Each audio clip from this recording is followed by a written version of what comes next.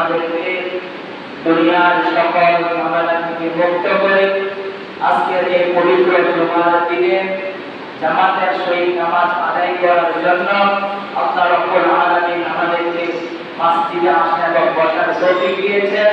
সে মহান আল্লাহ রাব্বুল আলামিনের দরবারে কালিমাতুশ শুকর আদায় করি। সবাই বলে আলহামদুলিল্লাহ। লক্ষ লক্ষ কোটি কোটি দরুদ সালাম সাইয়্যিদুল মুরসালিন শাফিউল মুরসালিন আমার নবী আপনার নবী সুপরিচিত নবী হযরত মুহাম্মদ সাল্লাল্লাহু আলাইহি ওয়াসাল্লাম। আমি আপনাদের সম্পর্কে পবিত্র কালামুল্লাহ থেকে একটি সূরা তেলাওয়াত করছি। এই সূরার সম্পর্কে সংক্ষিপ্ত আকারে কিছু কথা বলবো ইনশাআল্লাহ। আল্লাহ রাব্বুল আলামিন দুনিয়ার যত প্রাণীকে মানব জাতি এবং জিন ইনসান যতগুলো প্রাণী আছে আল্লাহ রাব্বুল আলামিন সকল প্রাণীকে সৃষ্টি করেছেন তার ইবাদত করার জন্য। কথা বলেন কি না? এই আল্লাহ রাব্বুল আলামিন মানব জাতিকে সৃষ্টি করেছেন শুধু তার ইবাদত করবে, তার গোলামি করবে, যে আদেশ করেছে সেগুলো মানবে আর যেগুলো নিষেধ করেছে সেগুলোকে বর্জন করবে। আল্লাহ রাব্বুল আলামিন এক আয়াতে বলেন ইয়া আইয়ুহাল্লাযীনা আমানু তাকুল্লাহ ওয়া কুনু মা'আস সাদিকিন। হে ঈমানদারগণ, যারা ঈমান এনেছে, যারা কি এনেছে? ঈমান এনেছে এবং যারা মুমিন, তোমরা কি করো? আল্লাহকে ভয় করো। ওয়া কুনু মা'আস সাদিকিন, এবং সত্যবাদীদের সাথে থাকো। এখন যদি আমরা নিজের বিপাককে চিন্তা করি, আমরা সত্যবাদীর সাথে আছি নাকি মিথ্যাবাদীর সাথে আছি? আল্লাহ রাব্বুল আলামিনের কোরআনুল কারীমে সূরা তাওবার 119 নম্বর আয়াতে বলেন ওয়া কুনু মা'আস সাদিকিন, তোমরা সত্যবাদীদের সাথে থাকো। আমরা কি সত্যবাদীদের সাথে আছি? কথা বলেন আছি? আমরা জায়গায় জায়গায় মিথ্যা কথা বলি, মিথ্যা অপবাদ দিই, একজনকে কিভাবে ফাঁসানো যায় আমরা সেইভাবে মিথ্যা আশ্রয় দিই। যদি আমি ঘটনাটা করি না কিন্তু আমাকে ঘুষ খাওয়াইয়া টাকা জড়াইয়া আমাকে মিথ্যা অপবাদ দেওয়ার জন্য আমাকে নামিয়ে দেয়, ঠিক কিনা? এরকম আছে না সমাজের মধ্যে? এজন্য আল্লাহ রাব্বুল আলামিন বলেন ওয়া কুনু মা'আস সাদিকিন, যারা মিথ্যাবাদী তোমরা তাদের সাথে থাকো না, তোমরা থাকো ওয়া কুনু মা'আস সাদিকিন, তোমরা সত্যবাদীর সাথে থাকো। এজন্য আমাদের উচিত হচ্ছে যারা মিথ্যা, আমরা সমাজের মধ্যে আমরা জানি না কে খারাপ কে ভালো, জানি না। যারা খারাপ তাদের থেকে আমরা দূরে থাকবো, তাকে আগে বুঝাবো। যদি না বলে তাহলে আমি তার থেকে দূরে থাকবো, কারণ তার কপালে কি নাই? হেদায়েত নাই। উদাহরণের লোক থাকি তার কপালে কি নাই? হেদায়েত নাই। যদি হেদায়েত থাকতো তাহলে সে ভালো করতো। এজন্য আমি আপনাদের সামনে কোরআনুল কারীমের একটি সূরা তেলাওয়াত করেছি, 3টি আয়াত। এই আয়াতে আল্লাহ রাব্বুল আলামিন এত সুন্দর পৃথিবী, চন্দ্র সূর্য আকাশ বাতাস পাহাড় পর্বত নদী নালা খালবিল পশু পাখি মানব জাতি সহ সকল কিছুকে আল্লাহ রাব্বুল আলামিন সুন্দর করে সৃষ্টি করেছে এবং একদিন এই সৃষ্টিকে ধ্বংসের মধ্যে পরিণত করবে। এটার উপর বিশ্বাস রাখা আপনার উপরে ফরজ। এটাকে বলে ইয়াউমুল কিয়ামা, কিয়ামত সংঘটিত হবে। আল্লাহ রাব্বুল আলামিন পবিত্র কালামুল্লাহতে বলেন ইযা যুলজিলাতিল আরদু জিলজালাহা, যখন পৃথিবীকে আপনভাবে এমন একটি ঝাঁকি দেওয়া হবে, ঝাঁকি দেওয়ার সাথে সাথে পুরো পৃথিবীর যত পানি আছে সবগুলো পানি মৃত্যুবরণ করবে। আল্লাহ রাব্বুল আলামিন হযরত ইসরাফিল আলাইহিস সালামকে সিংহা ফুৎকার দেওয়ার জন্য বলবে, প্রথম সিংহা ফুৎকার যে সময় দিবে ওই সময় দেওয়ার পর ইসরাফিল আলাইহিস সালাম আল্লাহর আদেশ পাওয়া মাত্রই তিনি সিংহা দিবেন। দেওয়ার পর যত পৃথিবীর মধ্যে প্রাণী আছে, যাদের প্রাণ আছে, তারা সকল প্রাণী মারা যাবে। এরপর পরবর্তী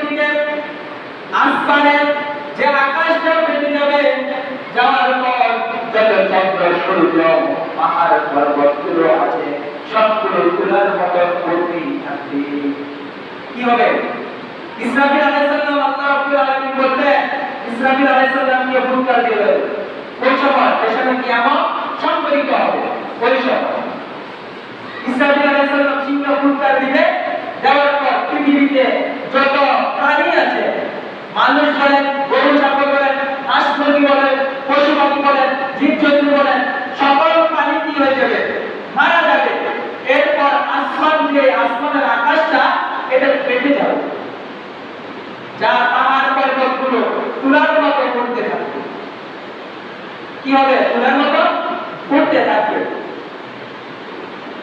এরপর আল্লাহ রাব্বুল আলামিন বলেন, ওয়া আখরাজাতিল আরদু আনকালাহা, এবং ভূমির, যারা ভূমির মধ্যে একজনের হক আরেকজনকে দিয়েছেন, আপনি সম্পদের জন্য আরেকজনকে হত্যা করলেন। ওয়া আখরাজাতিল আরদু আনকালাহা, এই সম্পদ আপনার সামনে চলে আসবে।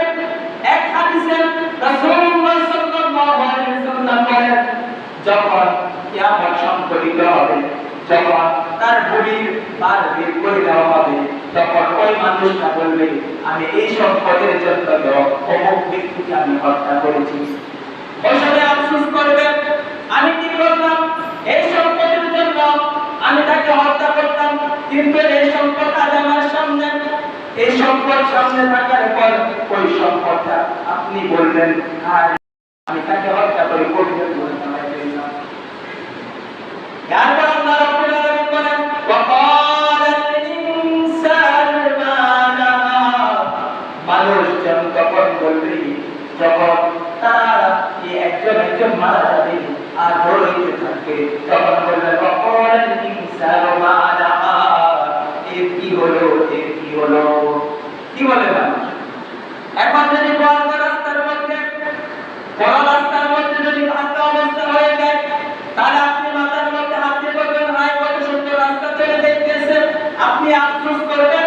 ওই কিয়ামতের ময়দানে যখন ইসরাফিল আলাইহিস সালাম সর্বপ্রথম শিক্ষা ফুৎকার দিবেন, দেওয়ার পর মানুষগুলো যখন মারা যাবে, এরপর পাহাড় পর্বতগুলো তুলার মতো ঘুরতে থাকবে। মানুষজন তখন বলবেন, ওয়াকালাল ইনসানু মা লাহা, এর কি হলো, এর কি হলো?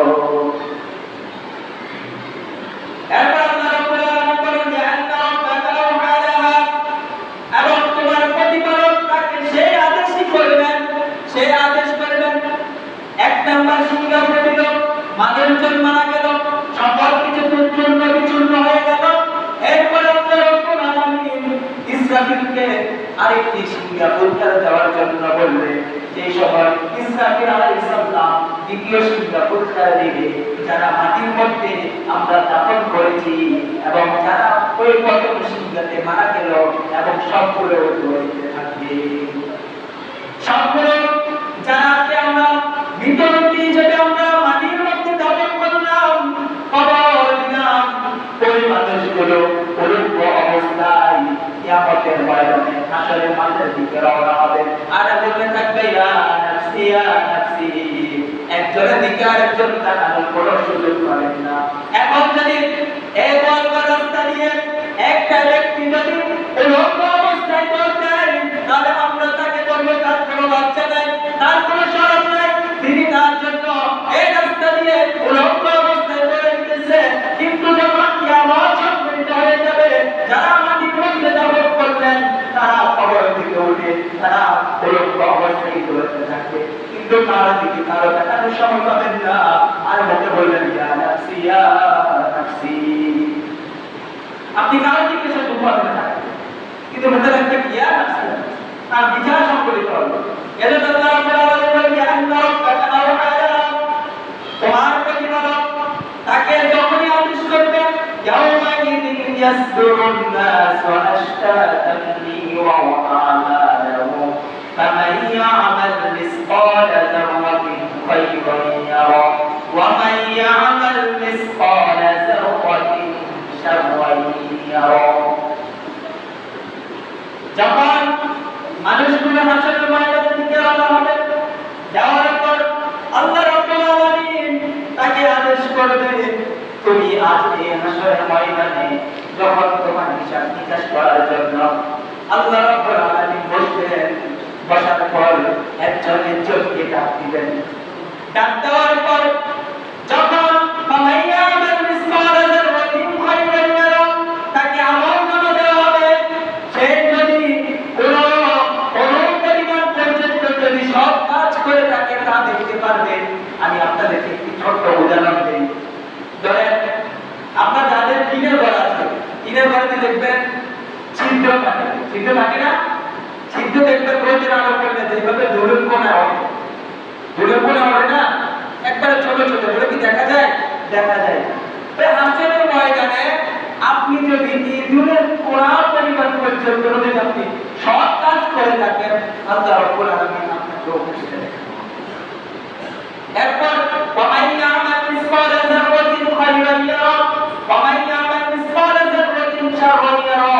আর কোন পরিমাণ পর্যন্ত যদি আপনি খারাপ কাজ করেন, মানে অসৎ কাজ করেন, তাহলে আপনি ওইটাও দেখতে পারবেন। যেমন কোন পরিমাণ যে ছিদ্র কি কোড়া কোড়া ভুলের বারের মতো যদি আপনি সৎ কাজ দেখেন, তাহলে আপনি কি দেখতে পারবেন? ওই অসৎ কাজও দেখতে পারবেন, খারাপ কাজও দেখতে পারবেন।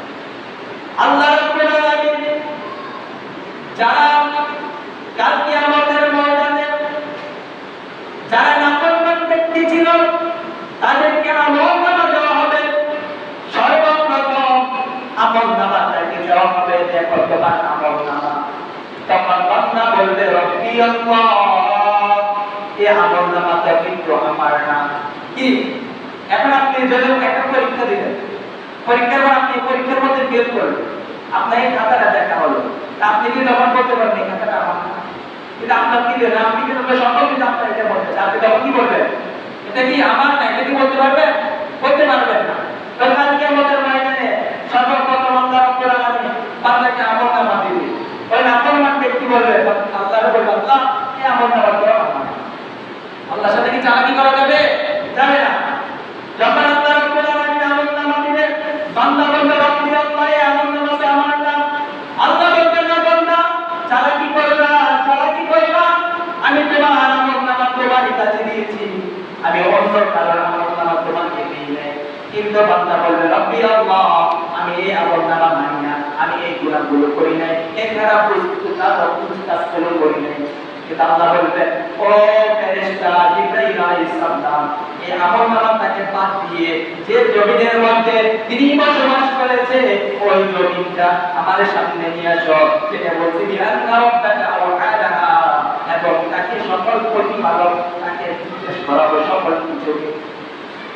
যে সময় জিবরাইল আলাইহিস সালামকে জমিনকে সামনে আনার জন্য বলবেন, আনার পর জিবরাইল আলাইহিস সালাম জমিন ওই নাফরমান ব্যক্তির সামনে দিবে। দেওয়ার পর আল্লাহ রাব্বুল আলামিন বলবেন ও জমিন তুমি কথা বলো। কি করো? জমিন কথা বলো। কিন্তু আপনাকে আমলনামা দিতে আপনি বললেন না, আপনার সামনে জমিন আসলো, তখন জমি সাক্ষী দিবেন রব্বি আল্লাহ, এই নাফরমান ব্যক্তি আমার জমিনের মধ্যে দাঁড়িয়ে, আমার উপরে দাঁড়িয়ে খারাপ কাজ করেছে, অন্যায় করেছে, জিনা করেছে, সুদ খেয়েছে, ঘুষ খেয়েছে, সমাজে যত সুকর্ম আছে, অসৎ কাজগুলো আছে, তিনি এই নিকৃষ্ট বান্দা আমার জমিনের মধ্যে তিনি করেছে। তখন বান্দা বলবেন আমি এই অপরাধ মানি না। বান্দা দেখে তখন আমলনামা দিল, তখন কি করে? আমি মানি না। এরপর বলতেছে জমিন সাক্ষী দিতেছে, তারপর কি বলতেছে? আমি মানি না। এরপর আল্লাহ রাব্বুল আলামিন বলবেন জিবরাইল, যাদের জমিন অংশ জমিন সাক্ষী দিছে, বান্দা মানে নাই। এরপর আমার আর যারা মানুষের সাথে দুইজন ফেরেশতা আছে, তাদের নাম হচ্ছে কিরামান কাতিবিন, তাদের জ্ঞান আনার পর এই বান্দার নামে সাক্ষী দিতে বলো। কিরামান কাতিবিন সামনে আসবে, আসার পর বান্দাকে জিজ্ঞাসা জিজ্ঞেস করবে। আল্লাহ রাব্বুল আলামিন বলবেন ও কিরামান কাতিবিন, এই বান্দা কি কাজগুলো করেছে বলো। একজন বলবে খারাপ কাজ করেছে, আরেকজন বলেছে খারাপ কাজ থেকে তিনি ভালো কাজ করে নাই, কিন্তু ভালো কাজ করার কথা ছিল বেশি, কিন্তু সে ভালো কাজগুলো সে করে নাই, কিন্তু খারাপ কাজগুলো বেশি করেছে। কে বলবে? কিরামান কাতিবিন, যারা আমাদের সাথে দুই ফেরেশতা আছে, যাদেরকে বলা কি দেখো আপনি যদি একটা, আমি যে এখন কথা করে বলতেছি তারা লিখতেছে। যদি আমি ভালো বলি ভালো লিখবে, খারাপ বললে খারাপ লিখবে। খারাপ লেখার সময় আপনার যে ভালো যে ব্যক্তিটা, যে ফেরেশতারা কিরামান, তাকে জিজ্ঞেস করবে অমুক ব্যক্তি তো খারাপ কাজ করবে, আমি কি লিখবো? কিরামান করবে না, তুমি এখন লিখে তাকে আরেকটু সুযোগ কি করবে, আরেকটু সুযোগ দেবে। কিন্তু আপনি যদি ভালো কাজ করেন তাহলে সেটা সাথে সাথে লিখবে, খারাপ কাজ করলে তাহলে আপনাকে একটু সময় দিবে। দেখতেছেন তারপর আপনি খারাপ কাজ করতেছেন, এরপর আপনাকে লিখতে হবে কিরামান কাতিবিন সাক্ষী দেওয়ার পর বান্দা বলবে আমি এই কিরামান কাতিবিন কো মানি না, কে বলবে না আমল মান ব্যক্তিকে, তাকে আমল নামা দিতেছে হাসরের ময়দানে, কিন্তু কিরামান কাতিবিন কো মানবে না। এরপর আল্লাহ রাব্বুল আলামিন বলবেন ও জিবরাইল এই নাফরমান ব্যক্তিকে ধর, ধরে তার জবান। জিবরাইলকে বলার সাথে সাথে জিবরাইল আলাইহিস সালাম তার জবানকে বন্ধ করে দিবেন। দেওয়ার পর তাকে হাতকে বলবে ও হাত তুমি কথা বলো, হাত কথা বলবে, চোখকে বলবে চোখ কথা বলো, নাককে বলবে কান কথা বলো, কানকে বলবে কান কথা বলো। প্রতিটা শরীরের অক্ষর প্রত্যঙ্গ আপনার নামে বিরুদ্ধে আপনার নামে সাক্ষী দিবে। পরিশোধ আপনি করতে যে আপনার হাত সাক্ষী দেয়, চোখ সাক্ষী দেয়, নাক সাক্ষী দেয়, আপনার শরীরের প্রতিটি অঙ্গ যদি আপনার বিরুদ্ধে সাক্ষী দেয়, পরিশোধ আপনি করবেন। এখন কি হাত কথা বলতে পারে? এই হাতটা আমি যেভাবে নাড়াচাড়া করি এভাবে করবে। অন্যায় করলে হাত কি করতে পারবো, চুরি করলে হাত কি করতে পারবো, কিন্তু আমি হাত নিজের ইচ্ছে করতেছি, কিন্তু হাতে যে কোনো বলবে, কিন্তু হাত কখন বলবে এই হাত দিয়ে আমার সুদের টাকা নিয়েছে, এই হাত দিয়ে মিথ্যা অপবাদের টাকা নিয়েছে, এই হাত দিয়ে অন্যায়ের হক মেরে দিয়েছে, তখন আপনারা এই হাতে কথা বলবে। এরপর আল্লাহ রাব্বুল আলামিন যখন প্রতিটি অঙ্গ প্রত্যঙ্গে কথা বলার জন্য বলবে, প্রতিটি অঙ্গ প্রত্যঙ্গ কথা বলবে, বলার পর যখন বান্দা আর কোনো কিছু করার নাই, তখন জাহান্নামী ফেরেশতাদেরকে বলবে ও জাহান্নামী ফেরেশতা তার পেটের মধ্যে একটি ছিদ্র কর। কি করবে? পেটের মধ্যে একটা ছিদ্র কর। পেটের মধ্যে ছিদ্র করবে। ছিদ্র করার সময় বান্দা হাওয়া করে কান্না করবে। করার পর তখন বলবে আমি তার খারাপ আমল নামা বলে দেব, তার বাম হাতটা ধর, ওরা বাম হাতটা ধর, বেরিয়া তারে ছিদ্র দিয়ে ঢুকাইয়া পিছন দিক দিয়ে বের কর। বের করার পর বান্দার আমল নামা যে খারাপ কাজগুলো করেছে তার পিছন দিক দিয়ে কি পিছন দিক দিয়ে দিবে, প্রথমে ছিদ্র করবে। করার পর হাতটা ঢুকাইয়া পিছন দিক দিয়ে বের করবে। করার পর বান্দার আমল নামা তখন আল্লাহ রাব্বুল আলামিন বলে জিবরাইল তার বান্দার আমল নামাকে তাকে দাও। দেওয়ার পরে বলবে এই বান্দা তুমি পিছন দিক দিয়ে তার আমল নামা। এখন আমার পিছনে কি আছে আমি দেখতে পাচ্ছি, আমি যত করে বলি আমার পিছন দিকে আমল নামা দেখতে পাবো। কিন্তু আল্লাহ রাব্বুল আলামিন ওই সময় জিবরাইল আলাইহিস সালামকে বলবে এই নাফরমান ব্যক্তিকে দেখার জন্য। দেখানোর পর যখন বান্দা দেখতে পারবে না, দেখার পর বলবে জাহান্নামের ফেরেশতাদেরকে ডাকবে। ডাক দেওয়ার পর জাহান্নামের ফেরেশতারা আসবে। আসার পর বলবে তার হাত পায়ে শিকল লাগাইয়া মাথার সামনে তার পায়ের সাথে লাগাবে, পাগুলো মাথার সাথে লাগাবে। লাগানোর পরে ফুটবল হয়ে যাবে। আপনার পা এবং মাথা যদি একসাথে বাঁধে তাহলে আপনি কি করবেন? একটা ফুটবলের মতন হয়ে যাবেন না? তখন আল্লাহ বলবেন তাকে ধর, ধরি না, তার হাত পায়ের মধ্যে শিকল লাগাইয়া মাথার পায়ের মধ্যে লাগা, পাটা কপালের মধ্যে বাঁধ, পায়ে একটু ফুটবল বানাই রাখতে জাহান্নামে। কাদেরকে? নাফরমান ব্যক্তিরা, যারা কাল কিয়ামতের ময়দানে একবারে ওমাইয়া আমাল মিসকাল যাররাতিন শাররান ইয়ারা, যারা অসৎ কাজ করেছে, যারা নিকৃষ্ট কাজ করেছে, ওই কাজগুলো তাদেরকে দেখাবে। এরপর যারা ভালো কাজগুলো করেছে, ওমাইয়া আমাল মিসকাল যাররাতিন খায়রান ইয়ারা, যারা ভালো কাজগুলো করেছে তাদেরকে ডান হাতে আমলনামাটা দিয়ে তাদেরকে আল্লাহ রাব্বুল আলামিন জান্নাতের সার্টিফিকেট দিয়েছে। সুবহানাল্লাহ। এর জন্য জান্নাতে আপনি যদি সাধারণ একজন মানুষকে জিজ্ঞেস করেন ভাই তুমি জান্নাতে যাবে না জাহান্নামে যাবে, সাধারণ মানুষ বলে অবশ্যই জান্নাতে যাবে। কিন্তু জান্নাত কি এত সোজা? জান্নাত কি এত সোজা? আপনি যে আমাকে বলেন ওটা আপনি কোটে জান্নাতে যাবেন না যাবেন, আপনি অবশ্যই বলবেন জান্নাতে। যারা আপনাকে জিজ্ঞেস করে এখানে আসছে রোজ পোলাও, এখানে আসছে হকি সালাদ, আপনাকে জিজ্ঞেস করে আপনি রোজ পোলাও খাবেন না হকি সালাদ খাবেন, কোনটা খাবেন? অবশ্যই ভালো খাবেন না, তাহলে আপনি তো খারাপটা খাবেন না। জান্নাত জাহান্নাম তেমন নিতে আপনি যদি জিজ্ঞেস করেন ভালোটা যাবেন, তাহলে আপনি ভালো করবেন, ভালো কাজ করবেন, ভালো কাজ করতে হবে। যদি জাহান্নামে যান তাহলে খারাপ কাজ করতে হবে, কেউ আপনাকে আর যদি ভালো কাজ থেকে ফিরে যদি জান্নাতের দিকে যেতে চান তাহলে যেগুলো অসৎ কাজ আছে যেগুলো খারাপ কাজ আছে সেগুলোকে নিষেধ করে আপনি ভালো দিকে যান। এজন্য আল্লাহ রাব্বুল আলামিন আমাদেরকে সঠিকভাবে ইবাদত করে জান্নাতের রাস্তা সোজা করে দিতে পারে সেই তৌফিক দান করুন। আমিন। ওয়া মা তৌফিক ইল্লা বিল্লাহ। যারা শেষে আছেন